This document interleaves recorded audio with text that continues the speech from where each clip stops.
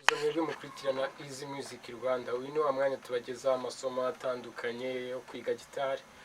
Twizere ko ayo twagiye tubahereza yose nkaho uri kureba iyi video wabashije kuyiga, kandi twizeye ko yakugiriye umumaro.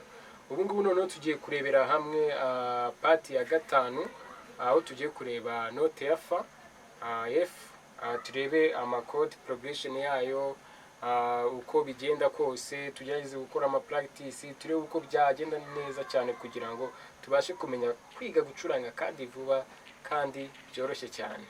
Okay, noneho tugiye kurebera hamwe turebeye kuri gitari yacu.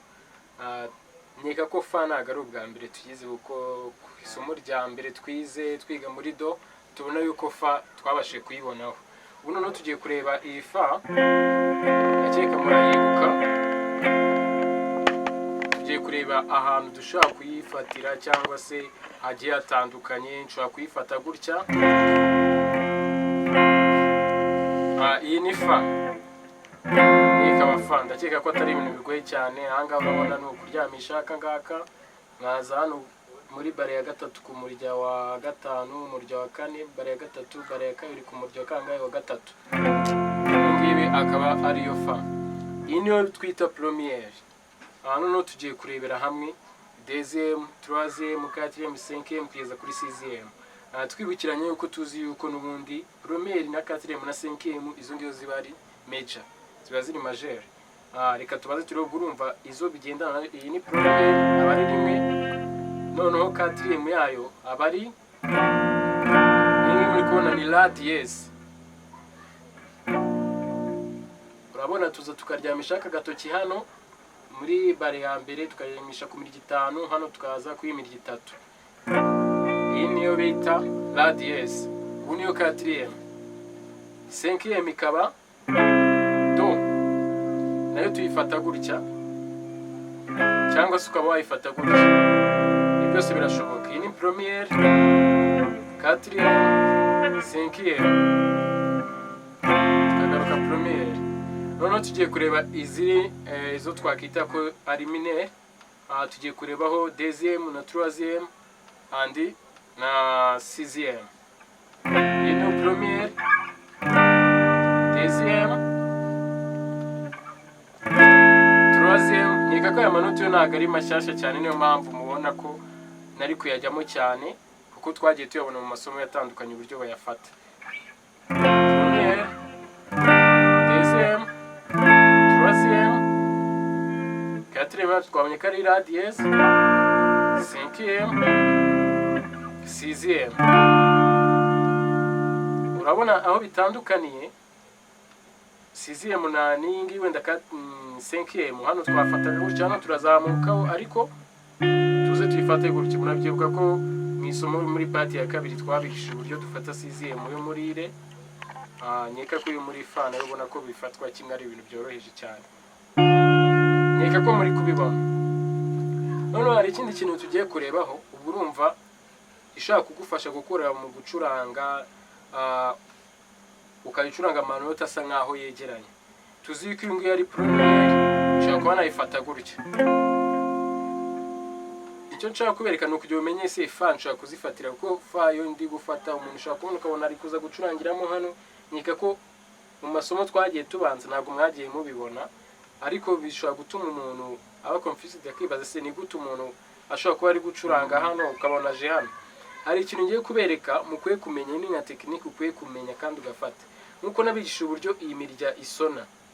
Tuzi yuko uyu nguyu wo hejuru iyo tukoze open ubu usoma mi, uyu nguyu ukaba ra, uyu nguyu ukaba re, uyu nguyu ukaba, uyu nguyu uba sol, uyu nguyu ukaba si, uyu nguyu ukaba nawo mi. Bishatse kuvuga ngo iyo mfatiye hano bagendeye kuri umurya wo hasi wa mbere, uno yari iri open iguriki isoma mi, iri open iyo nkoze hano iba fa. Ubwo note yaho nifatira mu gutya.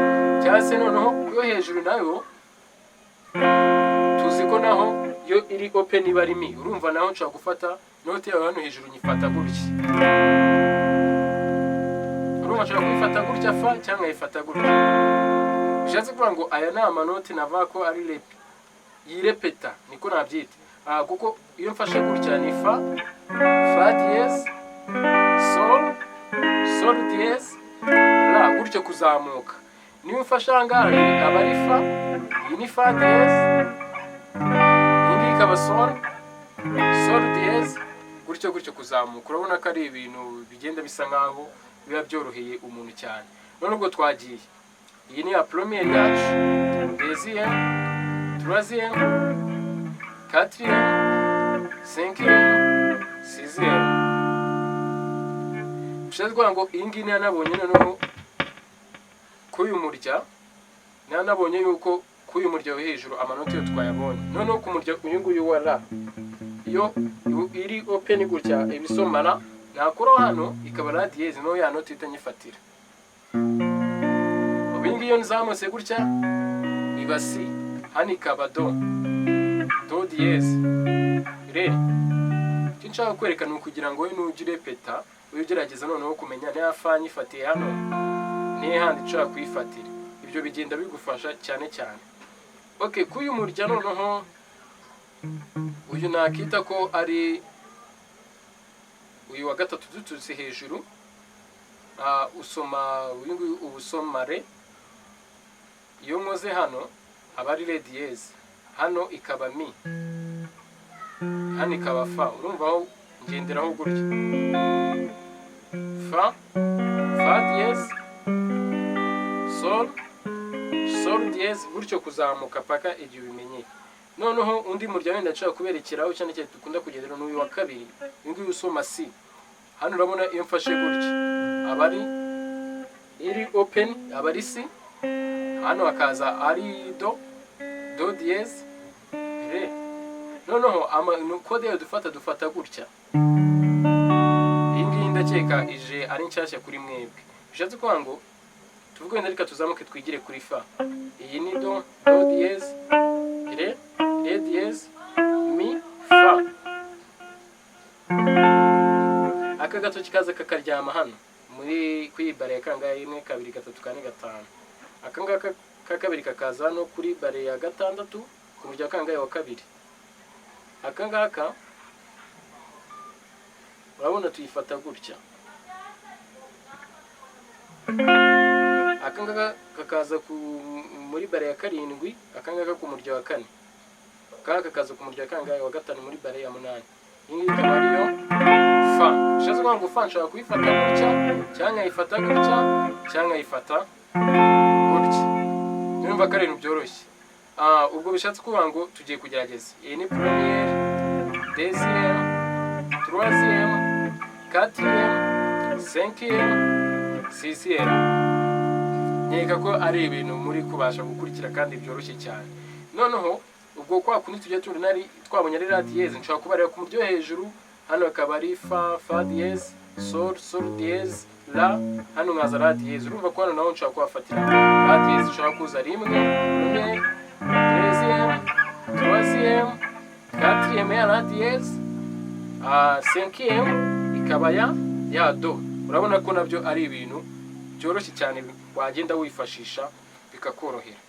Ndizera komeje kubashimira mwebwe mukurikiranye iyi video yacu tumaze kubahereza ubumenyi twabahaye. Twizera yuko ntago mugomba kupfusha ubusa, kuko mugomba gukora practice ukagerageza. Ubonye ko harimo ibintu bitandukanye, gufatira amakode ahantu hatandukanye. Ibyo ngibyo rero udakora practice ntago wapfa kubimenya, biba bigoye cyane. Ariko ikiza kuba wabashe kubona ibi ngibi ni nk'intangiriro kugira ngo nawe wigirire icyizere kugira ngo ubashe kubimenya. Niba wakunze rero iyi video yacu, ntibibagirwe gukora like, bagenzi bawe ntukibagiwe kubaha ubumenyi kugira ngo bajye babumenya ko baba babukeneye. Kandi utarakora subscribe, turagusabye aho ngaho hasi, ako kantu k'umutuku ubona aho hasi, ugakanda subscribe kugira ngo ujye ubasha kubona andi ma video azakurikira tugenda tubaha. Murakoze cyane.